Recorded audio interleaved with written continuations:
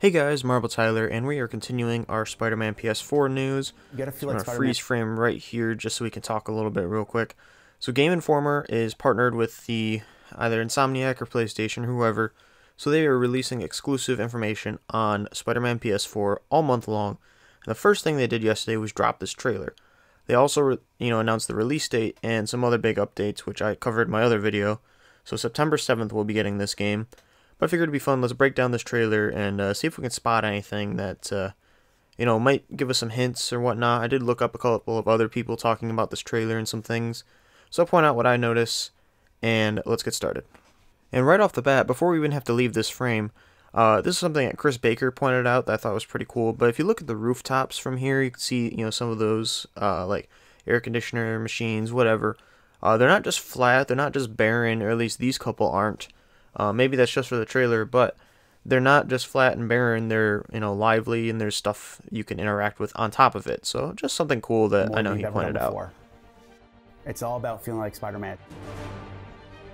Our Spider-Man is obviously more. Now we do know that the webs actually do connect to buildings, so that's a pretty cool neat feature. But whenever I see the webs in this trailer attached, it seems like he lunges forward, like it's all of a sudden a jerk, and you have no idea the webs even went out. Obviously, when you're playing the game, this won't be a problem because you have to hit the button to shoot the web. But yeah, that's just something I noticed. And also in this frame, that's the Daily Bugle. So this is something else I saw in Chris Baker's video. That is the Daily Bugle. It's not the the Raimi building or whatnot. So that is that. Just a cool little nod there. And now I also stopped this frame because this might be the most important frame of the entire trailer. Because if you zoom in right here, we have Spyro. Insomniac Games created Spyro, and we all want a Spyro remaster, so hopefully Spyro returns. Most important frame in the entire trailer, just saying. A lot of style and a lot of confidence. Now this scene is also really cool because it shows off Spider-Man interacting with the environment, which is something that's really, really interesting when it's done in games, being able to actually interact with the world and do stuff. And as you can see here, about a couple seconds later, it shatters, and the effects are gorgeous. I mean, there's a ton of detail in this alleyway in specific, with a little sign, with the shattering wood and the way that'll affect and everything. This is gonna be an extremely, extremely detailed version of New York. And then also, Spider-Man quote unquote doesn't kill, but that dude just got thrown onto his neck / spine. That dude's dead. I'm sorry, Spider-Man. You missed that one. The ability to juggle between webs and melee. Honestly, not much to say here, except that's, again, a pretty cool move. The world seems really detailed. This actually might be just around the corner from that last scene we were looking at. But you're able to, interact with people and throw them into things, and there's some pretty cool movesets in this game.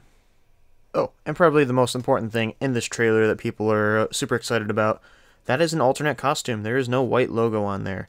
Now, we've already got confirmed that there's going to be alternate costumes and suits, and some of the pre-order bonuses even include some alternate suits. So this is nothing new, but it's really cool to finally see one of them in action. Environment action and gadgets. Now, this is also a gadget we saw in E3. It's this rope thing that pulls things together, or pulls someone to a wall, or obviously web thing, not rope thing. And then it expands into a spider grenade or a web grenade or whatever, and it sticks them.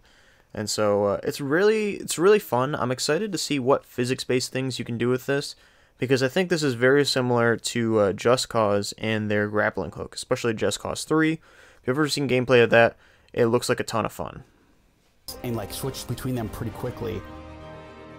One of the biggest reasons we at Insomniac connect with Spider-Man and with Peter Parker is that they're both underdogs.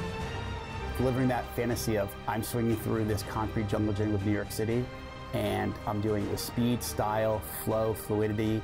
It's all come together from prototype space to now you really get that sense of speed with the visual effects that are there. Now, I know I just skipped over a lot and I didn't, pause and everything. Truthfully, there's not a lot of little secrets to point out. It's just kind of showing off all of the swinging and all the mechanics they have. And I highly encourage you watch that clip over and over. I should have been playing it here, but I don't know why I'm not. But I highly encourage you to watch that because the amount of speed that this game gives you, so that between running and turning, and when he's running on the side of the side of the building or up on top of the building, and he just webs himself to keep his momentum and just keeps going. It's honestly an extremely impressive thing that Insomniac's doing in terms of hardware and just how it's happening. And I'm really curious to see how well this thing runs. I'm extremely looking forward to this game because that sense of movement and speed and agility that Spider-Man has, that's his greatest thing, needs to be conveyed, especially through web slinging. It's arguably the most important part of a a Spider-Man game. So I encourage you to watch that clip again because it does a really good job of just showing what's going on. It was a great challenge for us to take who we are, what we know, and just branch out even further. Alright, now this is the number one thing that bothered me in the trailer. Maybe it's because the rumble or whatever of the camera, but that truck stopped moving, or it's moving extremely slowly, like, for a couple seconds now. The amount of sparks that's coming off this thing, it just kind of bothers me. I don't know. Maybe it's just me, and maybe it's the camera angle. Truthfully, it could be the camera angle.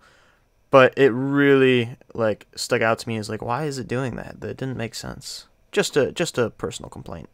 As we build this giant city and try to satisfy some stratospheric expectations from fans.